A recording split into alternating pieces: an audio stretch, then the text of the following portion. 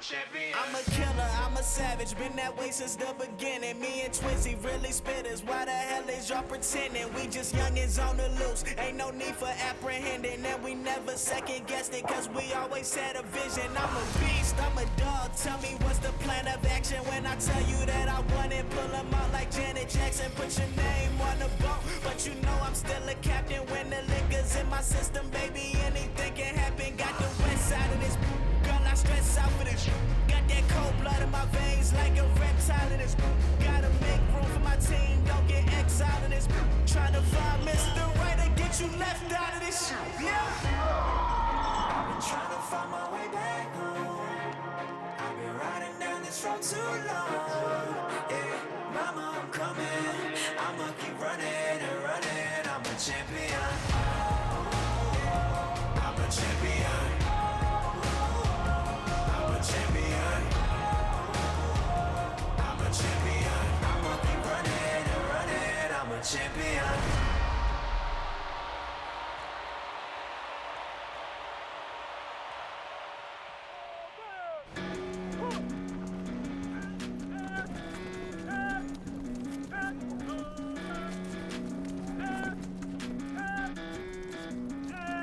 So he stabs, I step in the same way. Now my hand slides down, and where are we at? I've been teaching fighting techniques to government agencies for more than 15 years, including the US Marines, US Marshals, US SWAT teams, and US Navy SEALs. He's gonna stab me. I go here, and then I go here, and then I could go here or here. Nearly all the techniques I teach are banned in the sport of mixed martial arts. I can control the direction of the muzzle, you guys see that? These are some of the most effective and damaging moves you could use in a real-life situation, be it in self-defense, If I'm here, on the street, then I knee. or in war. Straight into the trachea. Now you're gonna knee, step back, and then rip. And the gun comes out. Good. This is life or death for these guys, and I'm honored to share this knowledge. Let's see your muscles, James. Let's see your muscles. Oh, yes. Go on, do it again and again. That's right. That's it. Power. James, he was a very lively child, quite hard to control. His teacher said to us, I'm finding it difficult to cope with him because he is so not aggressive, he is so... Lively, really. Lively, yes, I think that's probably the better word. So I took him to one of the training sessions of Kyokushinkai, which is a very hard style of karate. It's a bit more controlled and structured. It calmed him down. From then on, he took the karate to heart. Bruce Lee was his hero as a child, and he had big posters in his bedroom. Like a lot of boys, I dreamed about becoming a kung fu master who could fight off bad guys in any situation. But when I was a teenager, I got attacked on the street and beaten up, coming face to face with the reality that all those choreographed karate routines I'd spent years practicing were completely useless. Then I found out that the same thing happened to Bruce Lee when he was my age, launching him on a quest, the search for truth in combat. Lee went on to study a wide range of martial arts, taking only the best parts of each discipline. His philosophy was simple: research your own experience, absorb what is useful, reject what is useless, add what is specifically your own. Armed with this philosophy, I vowed to follow in Lee's footsteps. 15 years and 5 black belts later, I was given the opportunity to put my training to the test. Good combination by Wilkes. Johnson trying to fight back, though. Nice knees by Wilkes. Johnson is in trouble. Attacking. One hook in, and he's got the choke. He's got one arm across. Gets up and around now. He's got a tap. Wilkes is the ultimate fighter. Seconds to go. Outstanding performance by James Wilkes. James Wilkes from Leicester, England, is the ultimate fighter. Then, I got injured. I was sparring with a future heavyweight champion and tore ligaments in both of my knees. Unable to teach or train for at least 6 months, I spent more than 1,000 hours studying peer-reviewed science on recovery and nutrition, looking for any advantage I could find to get back on track as quickly as possible. That's when I stumbled across a study about the Roman gladiators. The gladiator graveyard from Ephesus is the only one with a significant number of individuals buried there. Archaeologists recovered the remains of at least 68 gladiators. There have been more than 5,000 bones analyzed for the study. We found in the cross-section of the bone very high bone mineral density, which indicated intense training and high-quality diet to build up strong muscles and strong bones. This diet gave the gladiators the nickname hordeari, which means beans and barley muncher. We know different food sources give different amounts of strontium in the bones. High strontium levels in vegetarians, low strontium levels in carnivores. If there is low strontium in the sample, the flame will stay blue. If there is high strontium levels, it will change from blue to red. The gladiators were predominantly vegetarian. This totally blew my mind. The gladiators were highly prized fighters who got the most advanced training and medical care in the Roman Empire. To think that the original professional fighters ate mainly plants went against everything I'd been taught about nutrition. And now, ladies and gentlemen, the one and only Superman. James, does Superman eat meat? Yes. He does? Yeah. Oh. Could you tell us what sort of foods you eat at tea time when you come home? Nearly the same as dinner, but egg and lamb chop. Do you think all the other children should eat those sort of foods? Yes. In order to get strong?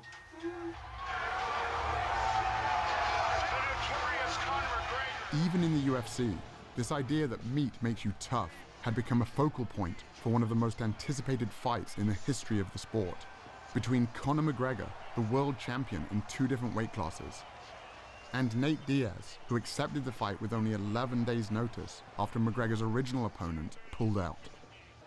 McGregor was a big meat eater. It's steaks every day for me. Steaks for breakfast, steaks for lunch, steaks for brunch, grass-fed, massaged, beef, all day long. Diaz was on a plant-based diet. Eat your vegetables.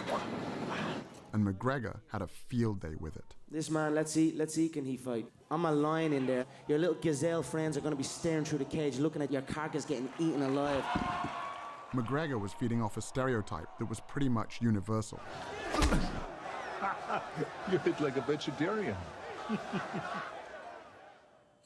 I was curious to find out if there were any other elite athletes following a plant-based diet. The first I found was Scott Jurek, one of the greatest ultra runners of all time. Scott built his career running extreme distances over brutal terrain, conquering the sport's most prestigious races, including the Badwater Ultramarathon, 135 miles through California's Death Valley, with temperatures reaching 130 degrees. I was training for the Western States 100-mile race, which is like the Super Bowl of ultramarathon racing. And that's when I was transitioning to a plant-based diet. I remember doubting myself, even up to a week before the race, like maybe I should have eaten meat. But I led that race from start to finish and won it for 7 years in a row. And there was no question that the plant-based diet was fueling my victories. When I met Scott, he was gearing up for the greatest challenge of his career. Invite me over. When I'm moving, I'm definitely going to be eating. Having already mastered single-day endurance events, Scott was now trying to become the fastest person ever to run the entire Appalachian Trail, a distance of 2,200 miles. My goal is to break the record. 46 days, 11 hours. Let's go to Maine. 2 marathons a day over technical terrain. Average of 11,000 feet of climbing and 11,000 feet of descent every day, back to back to back to back. It's completely beyond anything I've done before. As Scott hit the trail, I was confused about how his meat-free diet could possibly give him enough energy. So I reached out to Dr. James Loomis, a team physician who was part of 2 championships, a World Series and a Super Bowl.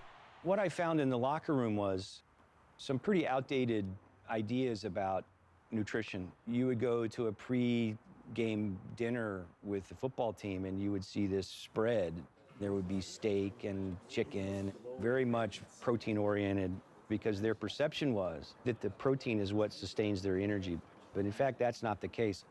The actual energy for exercise comes mainly from carbohydrates in the form of glycogen that we store in our muscles. And when we sacrifice those carbohydrate calories for protein calories in our diet, what ends up happening is you will develop really chronic carbohydrate or glycogen depletion. And what does that lead to? Well, it leads to chronic fatigue and loss of stamina. I wanted to know how this whole meat gives you energy thing got started, and traced it back to the 1800s when a famous German chemist hypothesized that muscular energy came from animal protein, and that vegetarians were incapable of prolonged exercise. Liebig's beliefs were so widely accepted that they even inspired the USDA's first protein recommendations. By the time science proved his theory false with the discovery that hardworking muscles run primarily on the carbohydrates found in plants, it was too late. People all around the world had already bought into Liebig's ideas about meat and energy. But not everyone was convinced. As early as 1908, plant-based athletes were starting to claim their first Olympic golds. Are you still sticking to your vegetarian diet, Mary? Very rigidly, yes. And do you find that's of benefit to you, do you? Greatly, or I wouldn't do it. Winning the gold medal. Lewis gets it, and it's a new world record as well. I changed my diet to a vegan diet, and I set all of my personal bests at 30 years old. The oldest man ever to win a world or Olympic men's. And there were current Olympians too. Morgan Mitchell is the two-time Australian 400-meter champion. Here comes Morgan Mitchell. Champion, this is very, very fast. It's tough, the 400, I won't lie. The first 200 is pure speed, and then the last 200, it shows who's got that speed endurance training in their legs. And obviously the last 50, you've just got to pray because lactic is hitting hard. You need to be able to hold that endurance. She also represented Australia at the 2016 Summer Olympics. A lot of people had doubted me when I first became vegan, but my energy levels increased incredibly. And my iron, my B12, everything that people said would become deficient were amazing. I thought, I'm going to make sure I'm beating them all on the track. I mean, we're all friends, but it was pretty cool to finish my Australian domestic season undefeated. And to win the Nationals was obviously that little cherry on top. Morgan Mitchell, she's tearing away from the field. There was also Dotsie Bausch, an 8-time USA national cycling champion and 2-time Pan American gold medalist. My event in track cycling requires a massive amount of explosive power. Let's go, ladies. Go, go, go. First of all, we have to get off the line, and we're starting from a dead start with one gear. We have to be able to move that mass, that weight, off the line and get it up to speed within 3/4 of the length of the track. My training regimen involved 6 days a week, climbing mountains up and down for at least 4 and 5 hours a day, hard track sessions, and then big gym sessions. I grew up in Kentucky, so that's the land of casseroles and barbecue and meat. So when I transitioned over to an entirely plant-based diet, I wasn't sure if I was gonna survive. And I actually became like a machine. I got up from being able to move about 300 pounds on the inverted leg sled to moving 585 pounds, 60 reps, times 5 sets. To move that kind of weight, you need more than just energy. You also need strength. In other words, protein. I just couldn't believe that Dotsie, or anyone for that matter, could get enough protein eating only plants. I think one of the biggest misconceptions in sports nutrition is that we have to have animal protein, and in particular meat, to get big and strong and perform at a high level. That's just clearly not true. All that protein that you get when you eat a steak or a hamburger, where did it come from? It came from the plants that the cow ate. I was surprised to learn that all protein originates in plants. Cows, pigs, and chickens, it turns out, are just the middlemen. In fact, the largest study to compare the nutrient intake of meat eaters with plant eaters showed that the average plant eater not only gets enough protein, but 70% more than they need. Even meat eaters like me get roughly half of their protein from plants. But athletes need more protein than most people do. So I crunched the numbers from the study and realized that based on the amount of calories I was eating, I'd still be getting more than enough protein to build and maintain muscle. For example, 1 cup of cooked lentils or a peanut butter sandwich has about as much protein as 3 ounces of beef or 3 large eggs. But what about the quality of the protein? I'd always heard that plant-based protein was inferior. Proteins are strings of amino acids, and there's some amino acids our bodies can't make. Those are the essential amino acids. So we have to get them from food. And one of the arguments about animal-based proteins being superior is that plant-based proteins aren't complete, so you're not going to get all the amino acids, and that's a fallacy as well. Again, I was surprised to discover that every single plant contains all the essential amino acids in varying proportions. And when it comes to gaining strength and muscle mass, research comparing plant and animal protein has shown that as long as the proper amount of amino acids are consumed, the source is irrelevant. This all sounded great in theory, but all the athletes I'd met so far were pretty lean. If getting lots of protein without animal foods really wasn't an issue, where were all the big guys?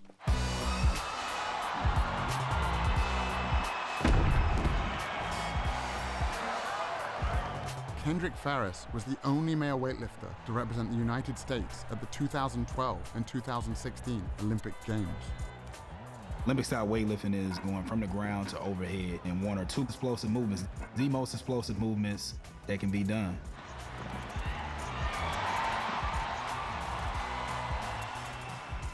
When I made the switch to a plant-based diet, they were like, I don't know how you're gonna lift that much weight, and you're not gonna be eating anything, you're just gonna eat grass, like how are you gonna be strong? I qualified for my 3rd Olympic team, you know what I'm saying? I broke 2 American records. I won the Pan Am Games. I was like, man, like I think I should have done this a long while ago. Like, why didn't I research this before? And Kendrick wasn't alone. 5,000 miles away, I found another strength athlete named Patrick Baboumian. Load bandits!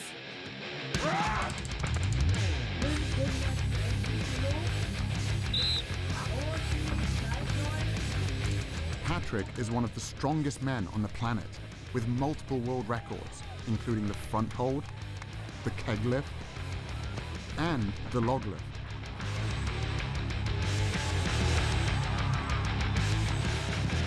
How could one of the world's strongest men be so powerful, eating only plants? No meat, no milk, no eggs. Most of the training I do at home because it's just more practical. Someone asked me, how could you get as strong as an ox without eating any meat? And my answer was, have you ever seen an ox eating meat? I stopped eating meat in 2005. Up to that time, I was 105 kilo. And now I'm 130 kilos. Also at the same time, I set like 4 world records. So when I stopped eating meat, I got stronger and bigger. Okay, so I just go under here. Okay, yeah. Really take care of, your back should really be straight. Get up. At 700 pounds, I could not move the yoke at all. It felt like it was bolted to the ground.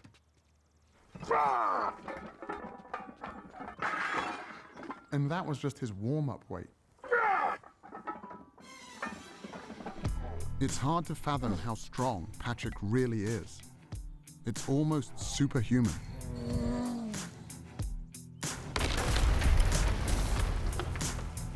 When I met Patrick, he was training to break the world record for the heaviest weight ever carried by a human being. To break that record, Patrick would have to carry 1,224 pounds. That's the weight of a horse, a distance of 33 feet. The thing with the yoke is, if you really, really go insane with the weight, when you do a step and all the weight is on one leg, it sometimes feels like your bones could just break. It's probably one of the most terrifying things that we do at strongman events.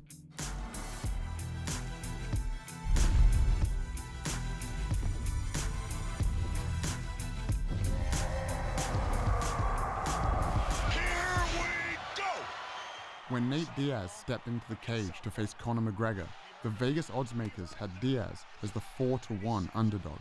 He caught him again with a submission. Diaz trying to finish with a submission. He's got it. That's it. He's got the choke. Nate Diaz. He's got it. He's done it. Nate Diaz beats Conor McGregor. Oh, my goodness. Nate Diaz, you just shook up the world. How's that feel? Hey, I'm not surprised, motherfuckers. It's a bitter pill to swallow. It was simply a battle of energy in there, and he got the better of that. So 9 days out from the fight, I started eating 2 steaks a day, and it just came back to bite me on the ass, you know?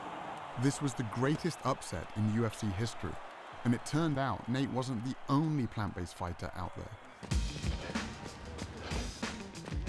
I stopped eating meat probably like around the end of 2012. I grew up not even knowing about half of these other vegetables. Asparagus to me just came out like 5 years ago. You know what I'm saying? It's just like, as a kid, it was like, asparagus, we ain't never see that. I'm like, what's that? Bryant Jennings is a heavyweight title contender, best known for going the distance with Vladimir Klitschko, one of the greatest boxing champions of all time. My early years growing up in Philly, the only thing we knew was spinach in a can, collard greens, and Popeyes, KFC, everybody frying chicken. Most people say, oh, where do you get your protein? As if everybody that's in KFC is looking at the back of a bucket, like, yeah, how much protein is, y'all don't know. So y'all really don't know what y'all eating. I'd never really thought about it like that before. What else was in the food I was eating? An experiment to help answer that question was being conducted by Dr. Robert Vogel, co-chair of the NFL's subcommittee on cardiovascular health. What you eat immediately before an athletic endeavor really can have major impact on how you perform. There's a direct correlation between a meal and endothelial function. The endothelium is the lining of blood vessels. It regulates blood flow throughout the body. It knows that a particular muscle group or organ needs more blood flow, and it dilates, it opens up. When the endothelium is impaired, it cannot open up. It cannot allow blood flow to increase as much, and therefore impairs athletic performance. The test subjects were 3 football players from the Miami Dolphins, defensive back Michael Thomas, and wide receivers Griff Whalen and Kenny Stills. For the touchdown, Kenny Stills. Today, we're going to be feeding them 3 burrito breakfasts with a lot of protein. 2 of them have sources of animal-based protein and fat. One is from beef, one is from chicken.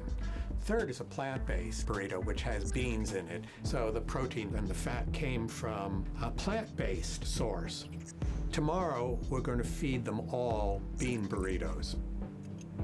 We're looking at the impact of eating a different meal on the same people. All right, here's the beef. Thank you. Chicken here, and I have a plant-based one here as well. Thank you. Griff has been plant-based for 4 years, so he got bean burritos on both days. On away games, we always eat fried chicken, we eat Popeyes. I love fried chicken, I love Popeyes, and I'm gonna eat Popeyes every time. 2 hours after each meal, the players had their blood drawn and put into a centrifuge. The red blood cells sink to the bottom. An amber-colored fluid called plasma rises to the top. If the plasma is see-through, it means there's not much fat in the blood, and the endothelium is likely functioning well. Michael, today's blood and yesterday's blood. This is a plant burrito. This is a meat burrito. Look at the difference it makes in what circulates in your bloodstream. Cloudy? Cloudy. And that's on top is the fat circulating in your blood from the meat burrito. Gotcha. Griff, you're the vegan. Here's your blood from today and your blood from yesterday. Nice and clear, both of them. So the fat from the avocado doesn't have that kind of effect? That's right. Kenny, you're the fried chicken guy. You want to see your chicken? There it is. Yeah, it's pretty gross to see.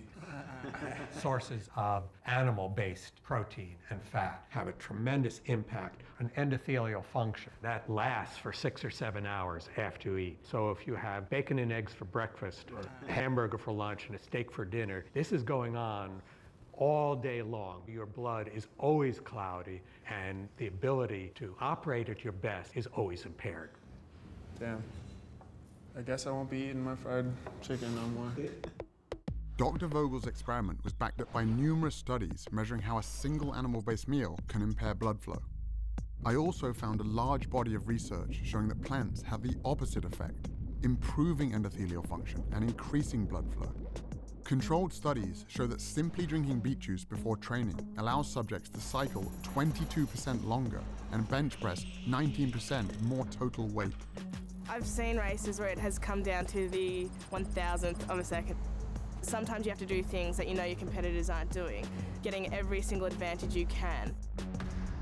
Knowing I could get enough energy and protein was one thing, but seeing what a single animal-based meal could do to an athlete's blood sealed the deal. It was time to give this plant-based thing a try, but there was only one meat-free meal I could think of. Hi, what can I get for you today? Could I get 2 bean burritos, please? Bean or beef? Bean. All right, I'll see you at the window, okay? Thank you. You're welcome. When I went plant-based, I thought that it would be a longer transition, but I just immediately started feeling like I could go kick ass and not need the recovery in between. It was mind-blowing to my teammates. They were tired of me saying, like, let's go again and again. Recovery is the most essential element of an elite athlete's existence. It's damage repair, and you do that over and over again. Because if you can do more work and more repair, you're gonna be the better athlete. Dotsie was right.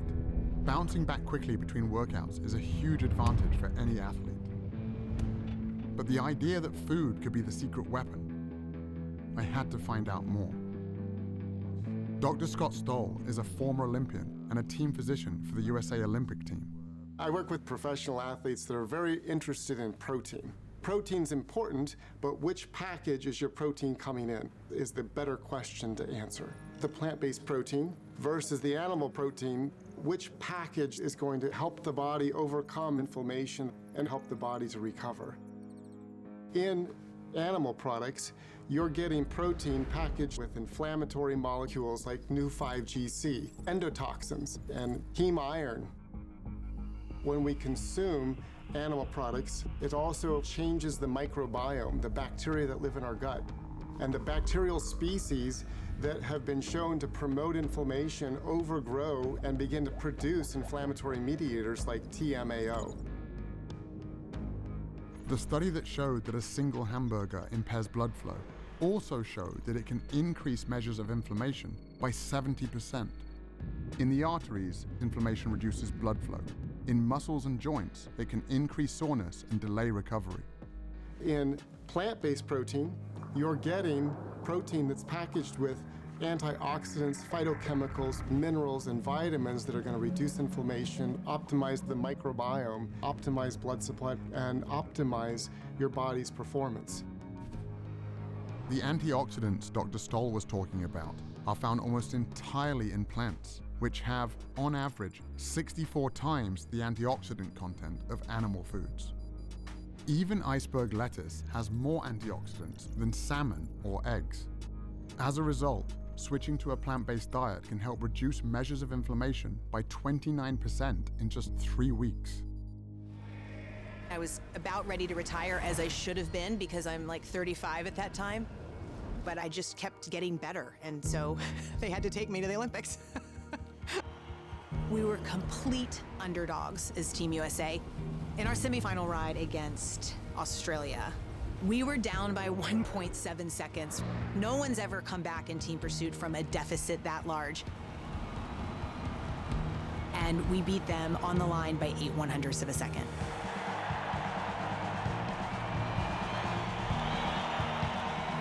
I was 39 and a half years old when I stood on the Olympic podium. I'm still the oldest person, male or female, to even go to the Olympic Games in my event. My diet was the most powerful aspect to me being able to perform and produce for the U.S. team at the Olympic Games.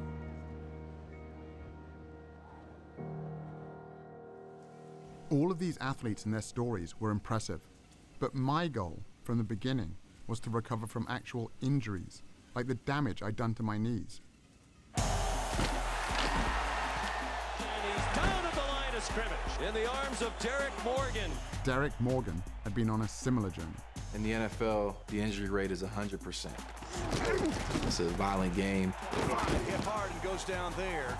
And so how you respond to injury and how quickly you heal from injury is important, because if you're not on the field, you're not helping the team.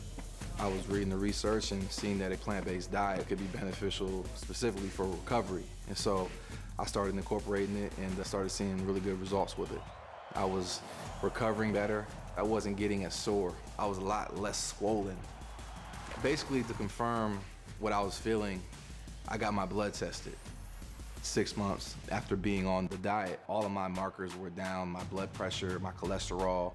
But the main thing I was looking at was the inflammation marker in your blood, and mine was almost obsolete. It wasn't there anymore. A whole food plant-based diet is going to optimize the growth of blood vessels into damaged tissue. It's going to lay down new tissue in tendons and muscles. It's going to stimulate their immune system to fight off infections. So almost at every level, eating the right foods is going to accelerate the healing process. 6 weeks into my personal plant-based experiment, I went to the gym to see if I could notice a difference. I wasn't able to spar or wrestle yet, so I decided to hit the battling ropes. At my gym, lasting 10 minutes on the ropes gets your name on the wall. Only a few people had ever hit 20 minutes. Even at the peak of my conditioning, the most I'd ever got was 8 minutes. James, keep it going. But on this day, I hit 10 minutes easily. Then I hit 20, 30. You're at 45 minutes. I thought, holy shit, I'm gonna do an hour. I went past the hour mark by about 1 minute and just thought, all right, that'll do. I can't believe you just did that, man. The only thing that had changed was my diet. I couldn't get going. That's fair for the record, right? Yeah. Freaking hour. When I was growing up, the toughest guy in the world to me was my dad. He taught me the value of self-defense and was always there to help me when I got into trouble. But now, he was the one who needed help. So you had a heart attack? Correct. Had you had much in the way of symptoms prior to this episode? No, never before. After my dad got out of the hospital following emergency heart surgery, we got on a Skype call with Dr. Caldwell Esselstyn, an internationally renowned heart disease researcher from the Cleveland Clinic. Always been, I think, very fit. So somewhat of a surprise. Well, no, not a surprise. In all of Western civilization, there is nothing more common than coronary artery heart disease. And that is because of the foods that most people eat every day. Do you happen to recall into which of your arteries did they place the stent? Was it into the left anterior descending or the right? After seeing how much a single animal-based meal can affect healthy young athletes, I couldn't help but wonder what a lifetime of these foods might have done to my father's heart. In all of our studies, we found the same thing. These same biological mechanisms that affect performance also affect our health. Chronic inflammation, oxidative stress, and endothelial function. When you eat animal products, you start to form plaques in the coronary arteries. Plaque formation in the arteries doesn't just limit the function of the arteries, it can also block the blood flow. And that's when the heart starts to have some real problems keeping up with the demands of the body.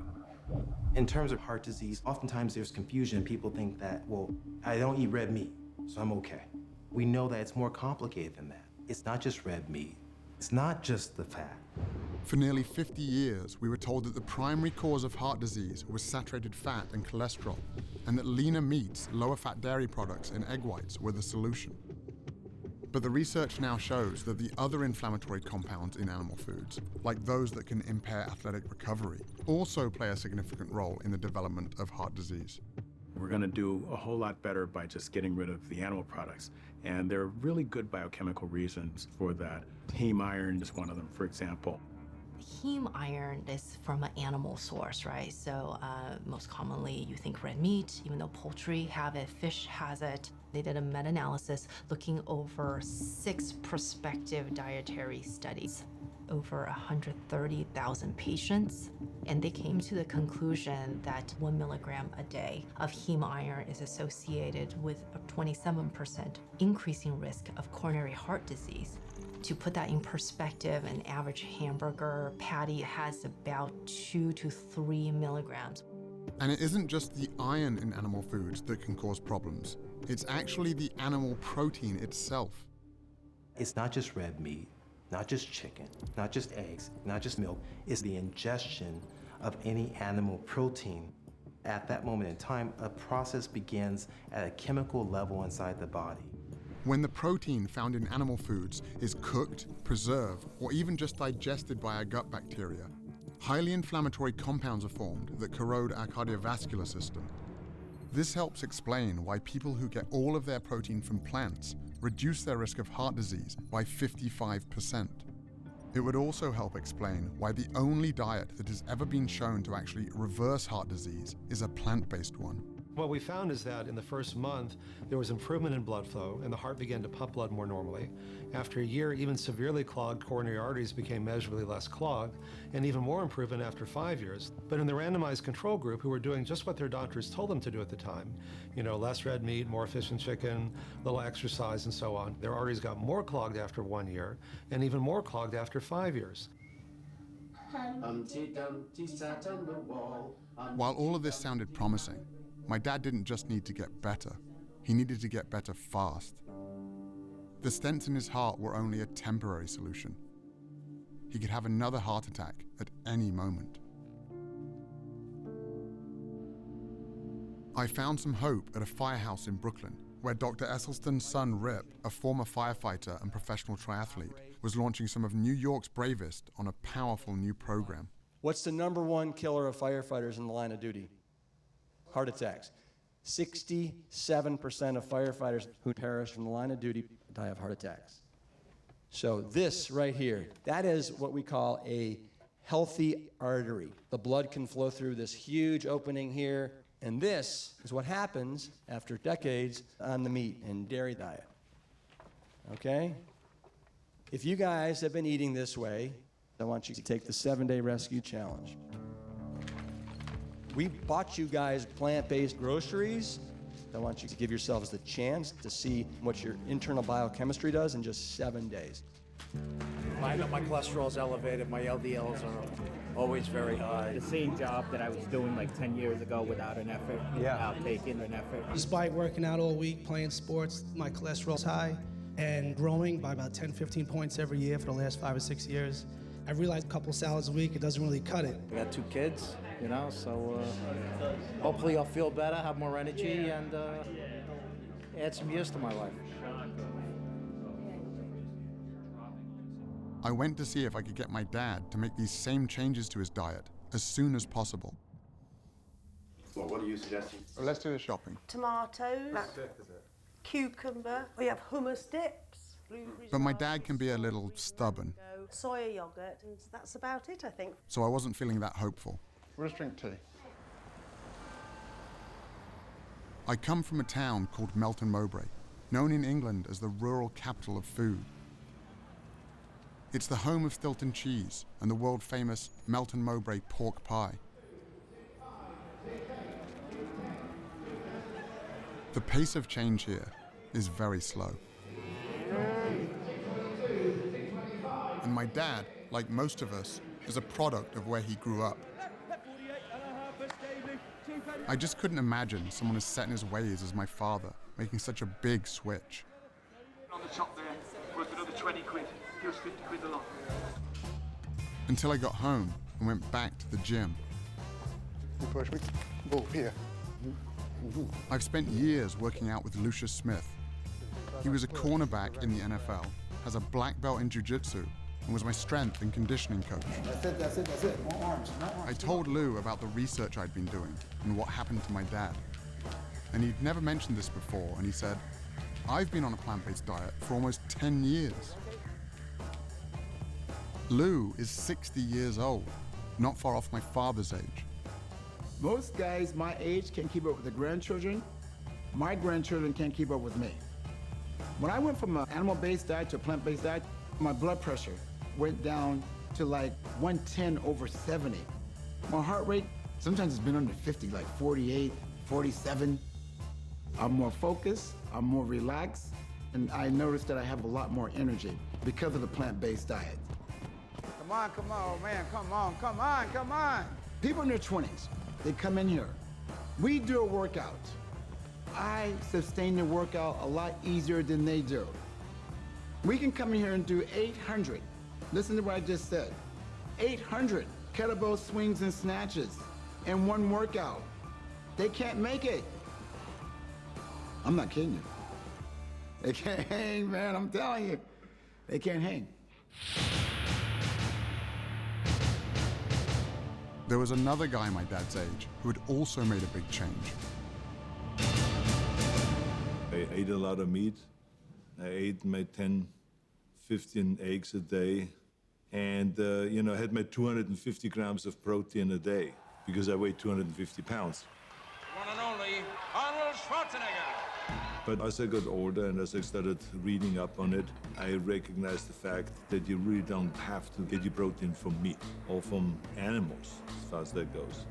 So we start going more in a direction of a vegetarian kind of a diet. Now we're doing it the right way, with the right spices. All of a sudden, I love it much more than the meat. And, the cholesterol went down to around 109. It was the lowest that it ever was in my entire life, at almost 69.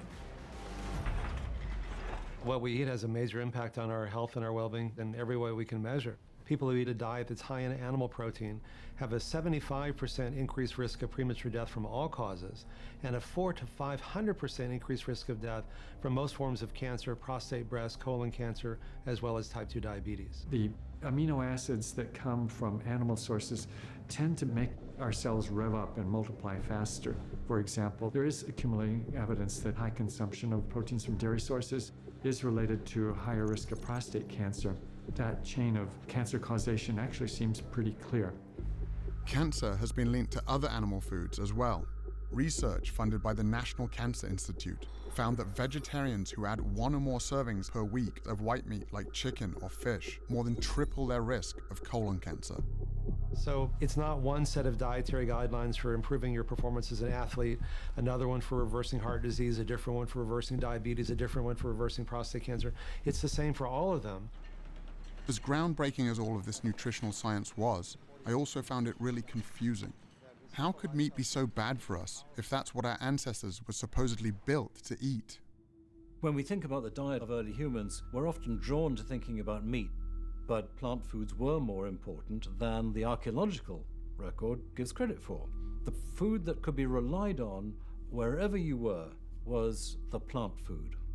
The popular perception of what early humans ate dates back to the 1930s and 1940s, when there was some amazing finds of early human ancestors, animal bones and tools that very much look like they may have been used to butcher and maim those animals.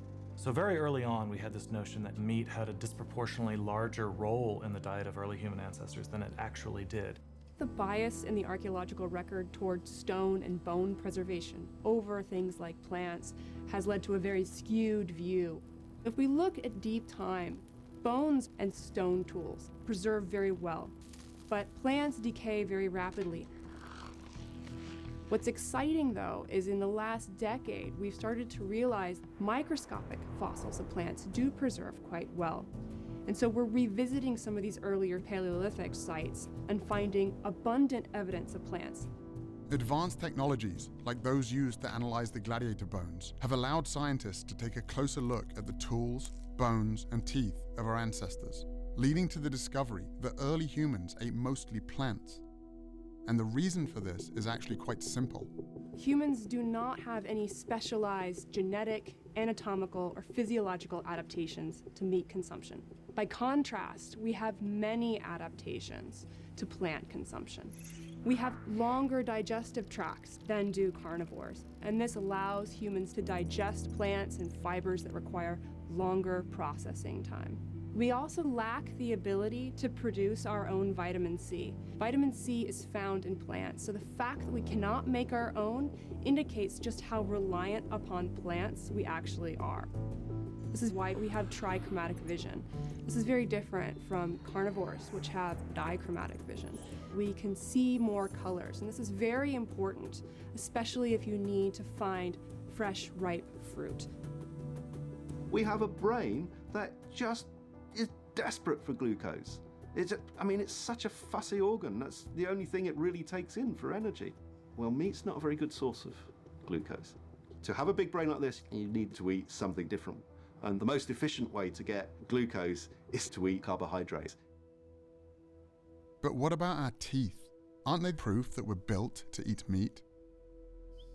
In primates, you might think canine teeth are associated with a diet of meat, but they're not. In gorillas, when males want to intimidate other males, they will show the length of their formidable canines.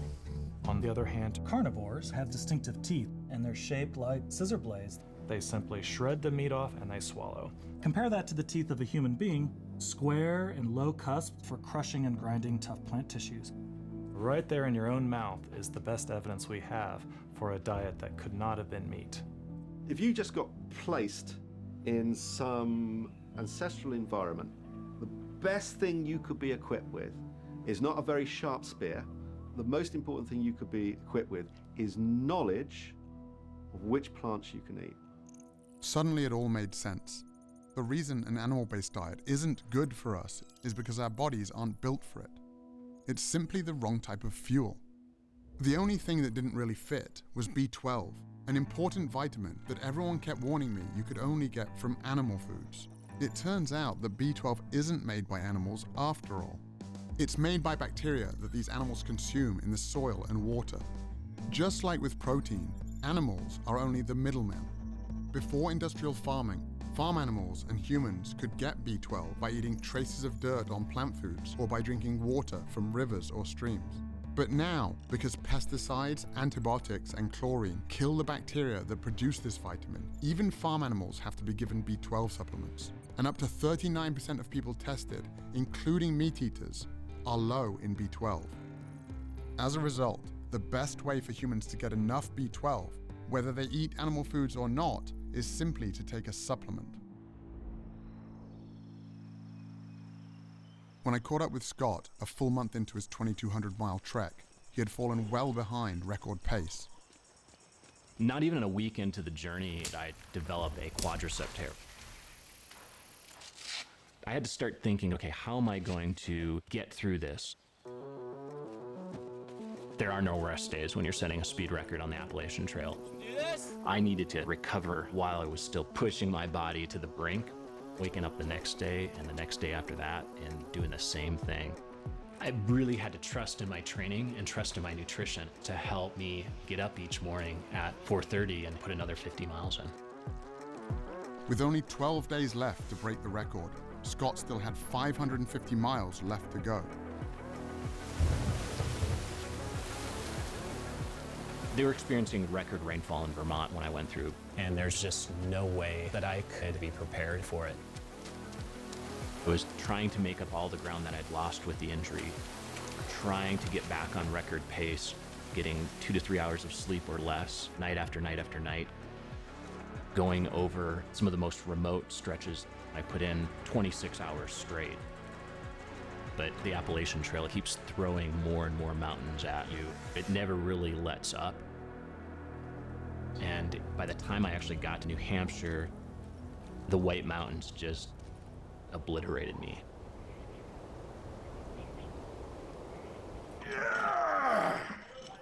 With less than 2 weeks remaining, Patrick continued training for his world record attempt to carry more weight than anyone in history.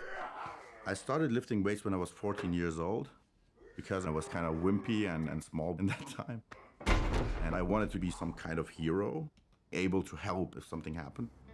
This is my mom and dad. When I was 4 years old, my dad, my mom, and my little sister, she was 6 months old, they were in a car accident. And only my mom survived the accident.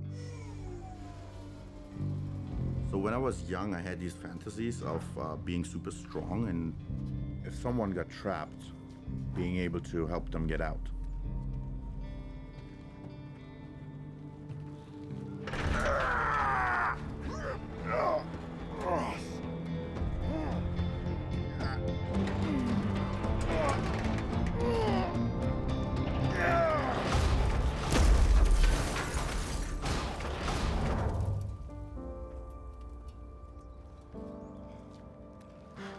For any guy watching that day, it wasn't just a car Patrick had crushed. It was a myth they'd been fed their entire lives. Steak. That's what a man eats. Made from stuff guys need. Eat like a man. There's no one that can relate to that better than I do because I've lived in that world. Steak is for man. Go meat! They showed us commercials, burgers, George Foreman with the grill. Yeah. And the big sandwiches and all that stuff. Eat like a man and be full like a man. This is great marketing by the meat industry. Serious man food. Selling that idea that real men eat meat. You look like more of a man with a quarter-pounder in your hand. But you got to understand, that's marketing. That's not based on reality. Okay, I'm going to take you down to the exam room. When I think of a manly man, I think of somebody who has strength, endurance, sexual prowess, and fertility. And in fact, what the scientific studies are showing is that the more meat men eat, the more quickly they lose their manly manhood. The blood test with the Miami Dolphins measured how a single meal could affect blood flow throughout the entire body. I asked Dr. Spitz if he could conduct an experiment with 3 collegiate athletes, but this time on a more specific part of the male anatomy. So, here's a model of a penis. Dr. Spitz is the lead delegate of urology for the American Medical Association.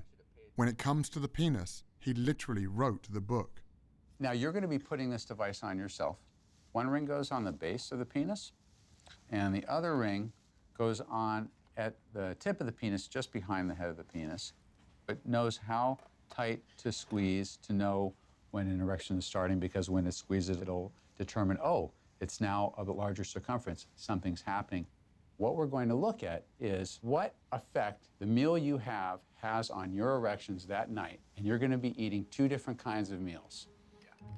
For this study, on the first night, we gave the guys burritos that had meat, beef, chicken, pork, but really high-quality meats, grass-fed, organic. On the second night, we gave them very similar burritos, but we swapped out the animal portions for plant-based protein. It's really good. I thought this was gonna be nasty, I'm not gonna lie. I didn't think we were gonna eat a burrito. I thought we were gonna get a salad. This study is going to take advantage of a natural function that occurs in men when they sleep. Men's bodies create erections, and this occurs throughout the night while the subject is asleep. And once an erection happens, this device can sense it, and a printout is generated of how firm the erection was, how long it lasted, and how many of them there were, to see if we can see a physical effect on erections as a result of what they just ate for dinner. This is where we take a look at the results. So Mason, I'm going to give you your results first. Let you take those out. Okay. The bigger the circumference, the harder the erection. And so you'll notice that that first circle, which is the meat meal, is not as big a circle, it's not as hard an erection as that second circle, the vegan meal. Now let's look at the second sheet. The second sheet is a accumulation of how many erections and for how long you had over the course of the night. So that first stubby graph is really, it's not the size of your penis. I'm struggling. It's not the size of your penis, it's how many minutes throughout the night you had erections. Wow. Blake, let's take a look at your results. Okay? Hold composure. And look, again, like Mason, you were more erect after the plant-based diet than the meat-based diet. Okay, how about how often you had erections? Wow. That's almost a 500% difference. Dang, man. That's crazy. Blake, you ready for yours? All right, here you go. You had about a 13% change in the hardness of your erections. Okay, let's look at how many or how long you had erections for. Bro. Show it, dang it. Yeah, don't hold out. Oh. Bro, that's an hour, bro. So you guys all had a very similar response to the meat meal versus the plant meal. That's crazy. Yeah, growing up, if I saw some big dude at a restaurant eating a big old steak, and so I'm like, oh, I need to be like that. And then like I see like a guy ordering a salad off the menu, I'm like, he's soft, right? yeah, I'm like, oh, that guy, Yeah, what is he's he doing? soft. But really, at the end of the night, the guy eating the big steak is soft, and then the other guy is a heart. So when you take your date out on Valentine's Day, where are you going to take them to eat? To the veggie grill, son. Okay, the veggie. Now, this is not a scientifically validated study, but the results that we're seeing are very exciting. I think this is going to wake a lot of people up. I think it's going to wake up people who have penises, and I think it's going to wake up people who like people who have penises. While all this talk about erections was interesting, it also made me wonder about hormones, specifically testosterone. I've never eaten a piece of meat in my entire life, and I've never had an issue with testosterone. I've gotten blood tests, and all my levels are right where they need to be, and clearly I don't have any trouble building muscle. Studies comparing men who eat animal foods with men who don't have consistently demonstrated no difference in testosterone levels. I found this hard to believe, since plant-based diets often include soy products, which I'd always been told were loaded with estrogen. I post a lot of my food, and if it includes any type of soy products, out of 100 comments, you've got 20 to 30 of them saying, hey, well, I heard that soy raises estrogen levels. Well, that's not the case. Soy, it turns out, contains phytoestrogens, compounds that look like estrogens but can actually have the opposite effect, blocking some of our body's estrogen receptors and preventing real dietary sources of estrogen from taking hold. The foods that contain real estrogens are animal foods like chicken, eggs, and dairy, which can have a significant impact on our hormone levels. Simply drinking cow's milk can increase a man's estrogen levels by 26% in just 1 hour, while dropping their testosterone levels by 18%. Another hormone strongly connected to diet is cortisol, a stress hormone linked to reduced muscle mass and increased body fat. Research has shown that people who replace animal foods with high-carbohydrate plant foods experience an average drop in cortisol levels of 27%. This is what I always heard, like, you can't go lean, you can't go shredded vegan because you have so much carbs. But I'm standing here in the best shape of my life, easy. I already knew that processed carbs, like white flour and sugar, can lead to weight gain. But what I didn't realize is that unprocessed carbohydrates like oats, bananas, and sweet potatoes are associated with decreased body fat. An 8-week weight training trial also found that those consuming a normal amount of carbs gained 2.9 pounds of muscle mass, while those in the low-carb group actually lost muscle. A typical bodybuilding diet is a very low-carb diet. So these guys that haven't had a carb in 2 weeks, they're walking around like zombies. I'm backstage eating all the carbs that I want. They're like, how are you eating that right now when you look this shredded?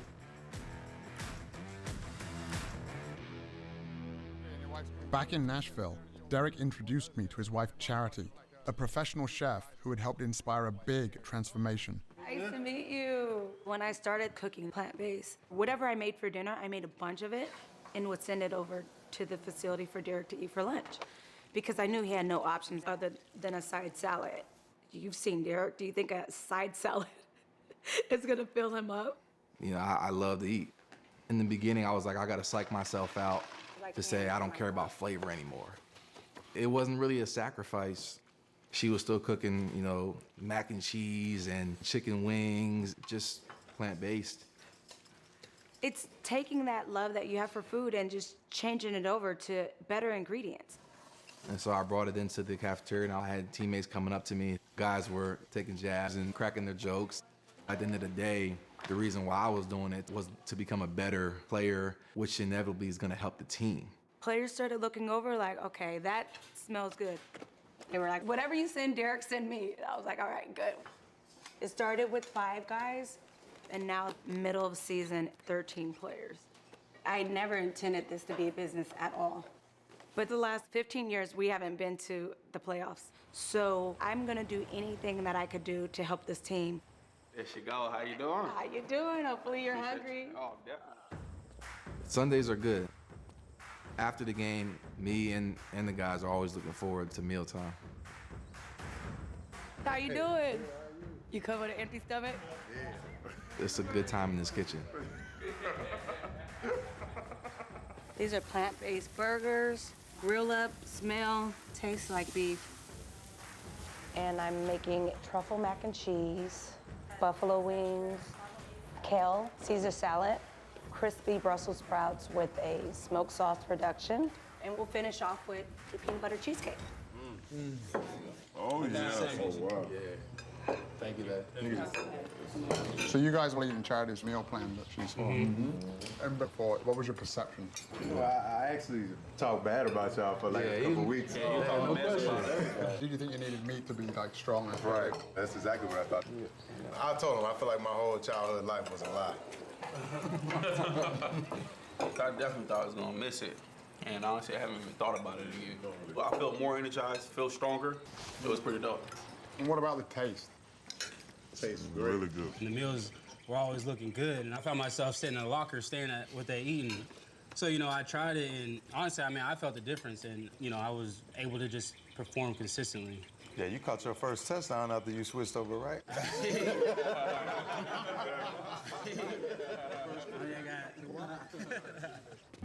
6 months into my new diet, my strength, endurance, and recovery were better than ever. My dad's health was on the mend. Even my wife and kids were on board.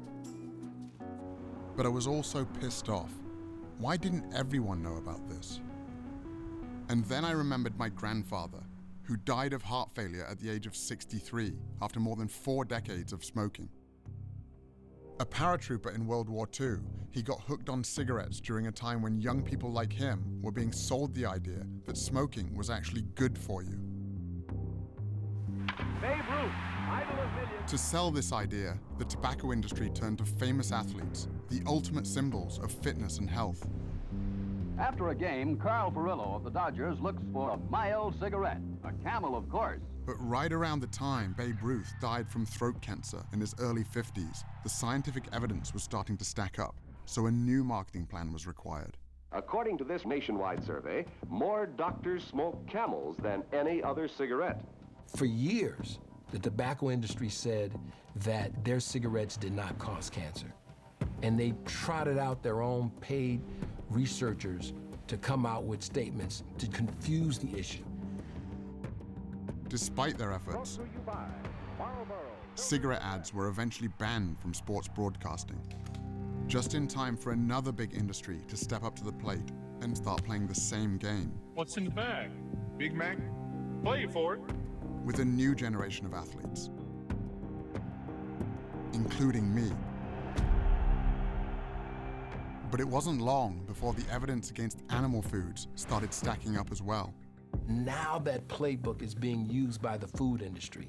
She's from the National Cattlemen's Beef Association. They're going to hire their so-called I'm experts first of all a registered dietitian and nutrition scientist, and I'm a mom. to create just enough confusion. Are you saying with processed meat that it is not, in your view, carcinogenic? I don't say that it supports a sufficient relationship. And they make it seem as though there's doubt about what we're talking about. This is not a link, a causal link between red and processed meat and any type of cancer. But would you recommend reducing meat intake? No, not at all. How on earth is the viewer supposed to make sense of all of this?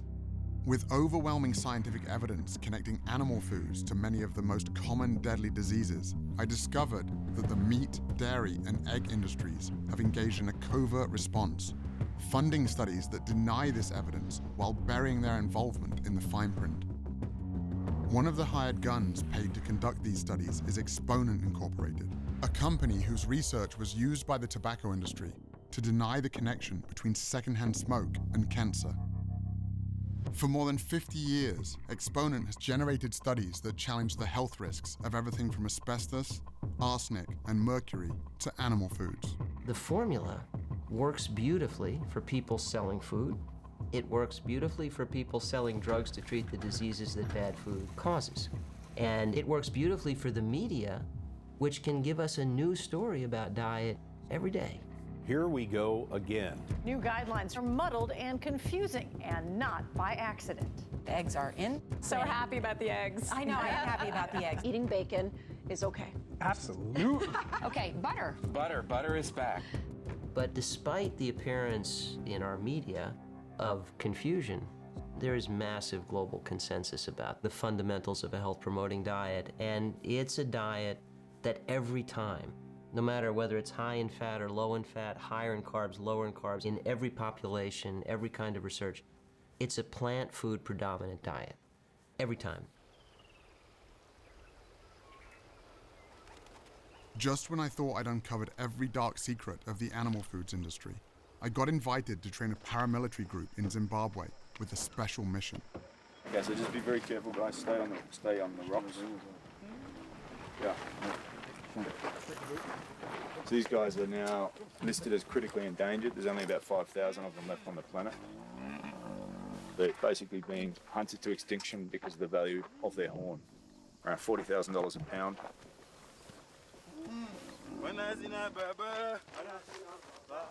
Damien Manda is a retired special operations sniper who completed 12 tours of duty in Iraq. He's also the founder of the International Anti-Poaching Foundation. Poacher maybe have an axe or a knife, so trying to disarm them. Yeah. So, he's going to thrust with the knife. Here. We are the SEAL Team 6 of conservation. We're the guys that go in and stop the hemorrhaging. Okay.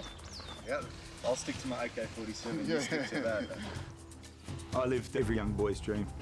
Jumping out of choppers, blowing shit up, stuff that most kids can only dream of doing on a PlayStation. I came to Africa because I was looking for the next 6-month adventure. I saw a bull elephant that had had its face cut off. Tusks that had been taken, the whole elephant sitting there dead because some guy wants to have a tusk on his desk. What sort of ambush is this called? Linear ambush. I had money and I had skills that could help these rangers. Using the minimum amount of force required to get the job done. And I made the choice to dedicate my life to helping these guys protect these animals.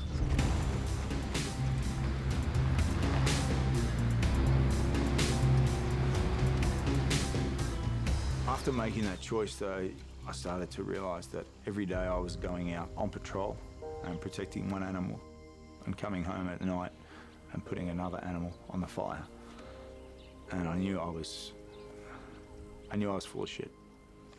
I created this flexible morality that was convenient for me, because if you don't eat meat, you're some sort of vegan that shrivels up into a string bean. In my mind, I justified it. There's enough cows on the planet, they're not going to go extinct. But the longer I thought about it, the more I started to accept what I already knew. The easiest way to protect other animals is just not to put them in your mouth. This whole fantasy that we need meat to get our protein, it's actually bullshit. I mean, look at a gorilla. A gorilla will fuck you up in 2 seconds. What does a gorilla eat? I just do the same things as these big grey things out here that we're trying to protect, elephant and rhino. I just stick to plants.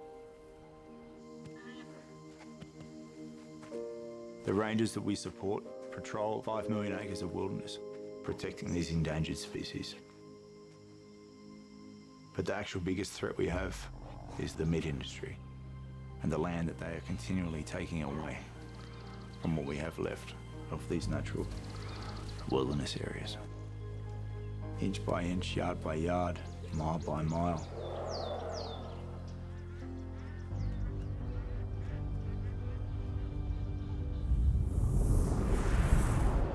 About 3/4 of all the agricultural land in the world is used for livestock production, and it imposes a huge cost on biodiversity.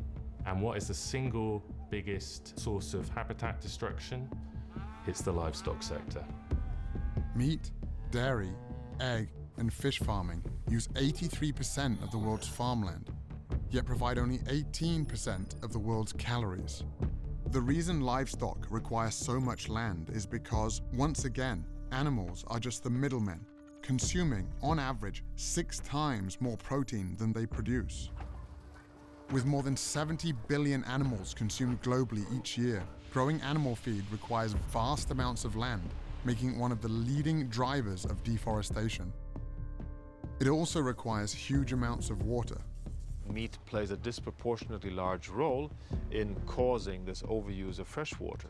25% of the rivers in the world no longer reach the ocean because we're taking out so much water to produce animal feed. Water has been fed into the grain that's been fed to the cattle. The cattle's being made into beef. One hamburger is 2,400 liters of embedded water. That's a heck of a lot of water. All told, more than 1/4 of humanity's fresh water consumption goes to produce animal foods. And it's not just water depletion that's an issue, it's also water pollution. In the United States, for example, farm animals produce nearly 50 times more waste per year than its entire human population, polluting rivers, lakes, and groundwater all across the country. The livestock sector is responsible for 15% of global man-made emissions. So to put that in perspective, that's about the same as all the emissions from all the forms of transport in the world, all the planes, trains, cars, vans, and ships, all added up. Agriculture is not only the biggest culprit threatening the future for humanity on Earth, it is also the biggest and most important silver bullet to a solution. In the US, where meat consumption is 3 times the global average, shifting away from an animal-based diet would reduce agricultural emissions by up to 73% and save 1 million liters of water per person per year. Globally, this shift would free up a total area of land the size of Africa, taking pressure off many of the world's most endangered ecosystems and species. The message is overwhelming, both for public health and environmental reasons. The more plants you can eat and the less meat and dairy you can consume, the better. After learning how much is at stake if we don't change the way we eat, I went back to Brooklyn to find some hope.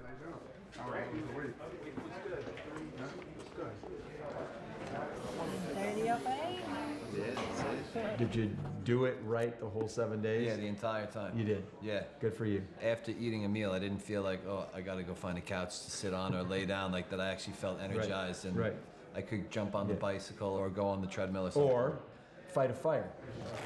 So I was down 11. 11 pounds? Yeah. Your cholesterol was 262. Right. All right? Which is elevated, much higher than we want to be. Today, 176. Wow. Almost 100 points, huh? That's fantastic. Thank you. On your blood pressure, you dropped 16 Wow, that's on your really good. systolic and 2 on your diastolic, so you're now 130/82 as opposed to 146/84. Fantastic. A little bump there. Yeah.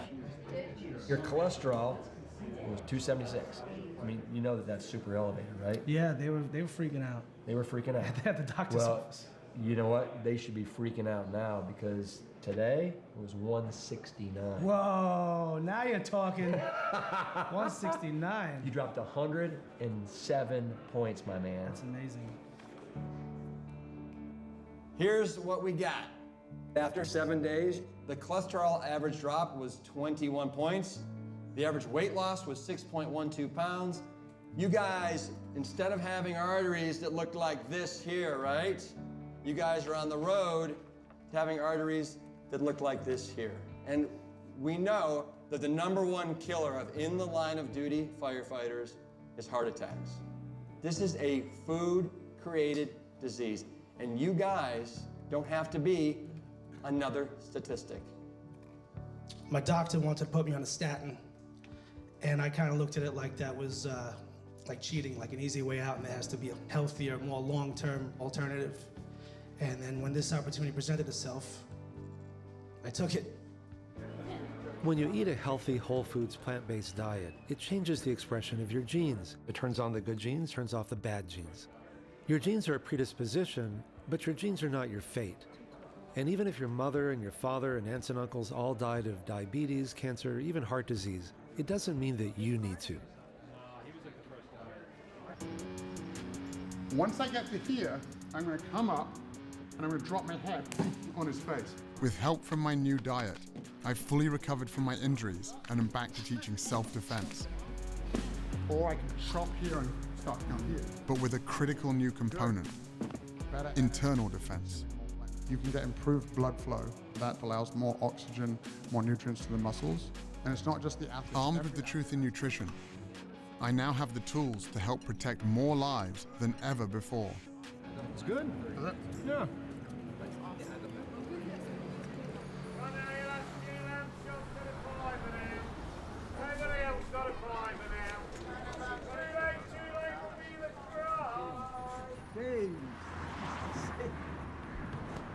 How are you feeling now? Very good.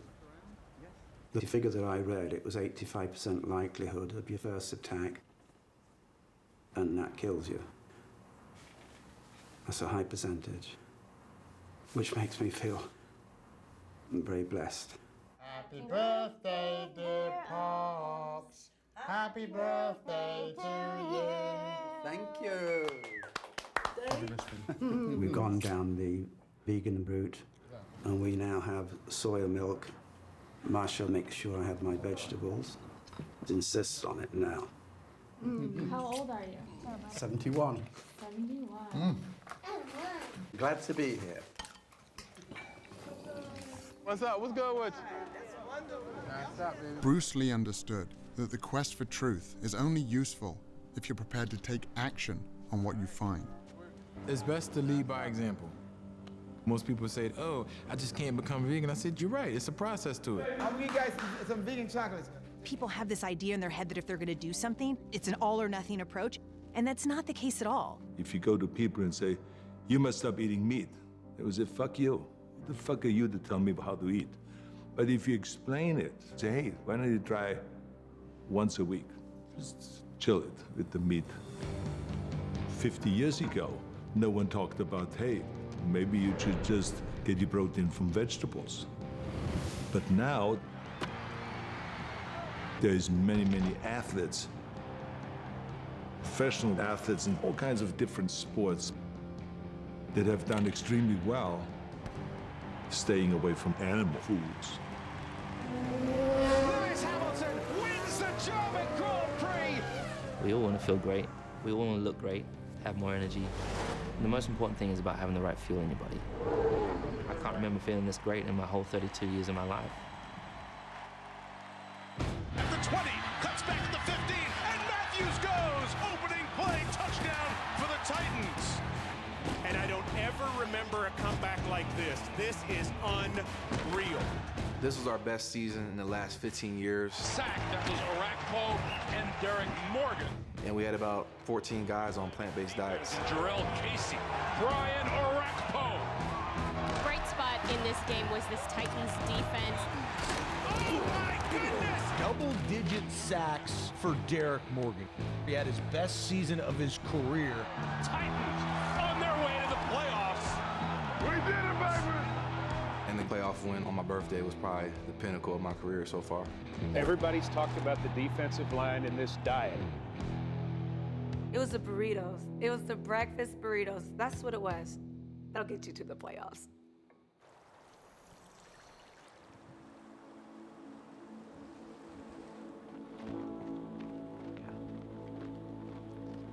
By the time Scott reached Mount Katahdin, word of his perseverance was bringing people out in droves.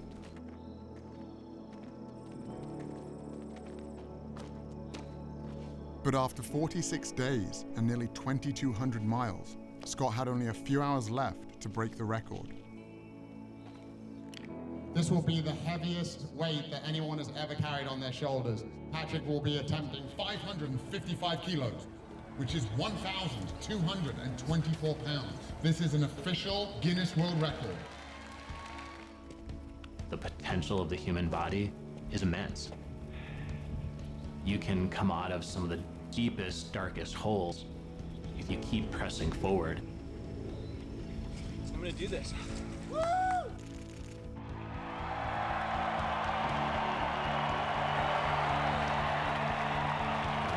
Here we go! World record in hand! Scott Jurek is one of the world's most accomplished ultra-marathoners. His latest quest, the Appalachian Trail. It takes most hikers 5 to 7 months. Jurek did it in 46 days, 8 hours, and 7 minutes. 3 hours faster than the previous record.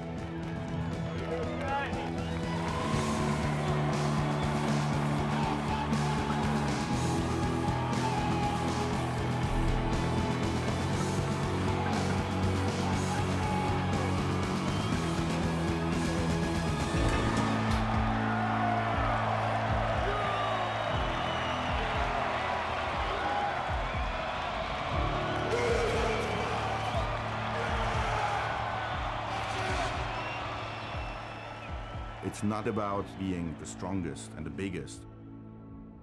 It's really about what are you going to do with your strength and what are you going to do with the power that you have.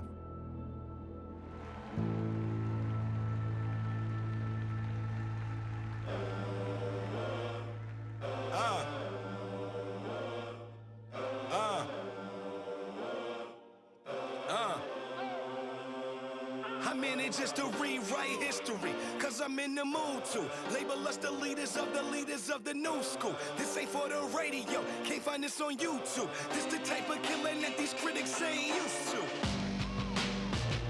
Victorious, victorious. I basically start my day with a big smoothie. Some greens in it, like kale or spinach, some pea protein. Pancakes really at the top, because I like breakfast food anytime. Like, it's no wrong time to have that. I love my toast with peanut butter. Lunch, I would make a veggie burger. Avocado is a really big one for me. I'm addicted.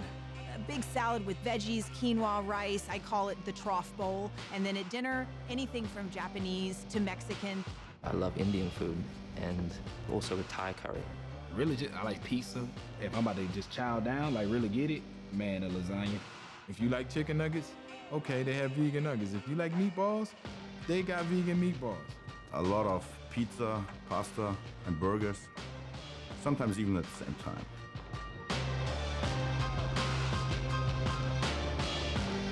I was born to be victorious, most definitely victorious. I'm destined to be victorious. Avoided by the statistics, occasionally we'll quit it. Pay reality visits, but it was too hard to live it. Built up my confidence and delivered. Now I be burning these critics, cause they ain't know they was walking the course while burning they bridges. Hold up. Man, whoever thought I'd be rapping? The family ain't never think that can happen. Matter of fact, only person that ever pushed me to get out was my mother, and the only reason was cause sucking tracks. Heard that comments the chick that you put a ring on. And by the looks at your life, guess she's a Klingon. It's on me. Dudes had they lead on the board, but games change over time, so I even the score. Youngest sped it up, learn how to step it up. Recipe chefed it up, set it up, city they wrapped enough, giving the rest to us. Going off, so of course, if you was shown to throwing it off, treating it like it's an end when they playing me foul, but I still got my point across. And this is gospel for the black sheep. I bet it got a banging ring to it. Quiet with triumph on the rap league, so all of you mother can sing to it. I was born to be victorious, most definitely victorious. I'm destined to be victorious. Through all I hate that display, we remain warriors. I was born to be victorious, most definitely victorious. I'm destined to be victorious. Through all I hate that display, we remain warriors. Try to overlook a rival. All eyes on me 'cause I got no competition. Now look at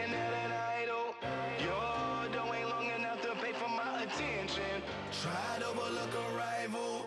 All eyes on me cause I got no competition. Now looking at an idol. You're doing long enough to pay for my attention.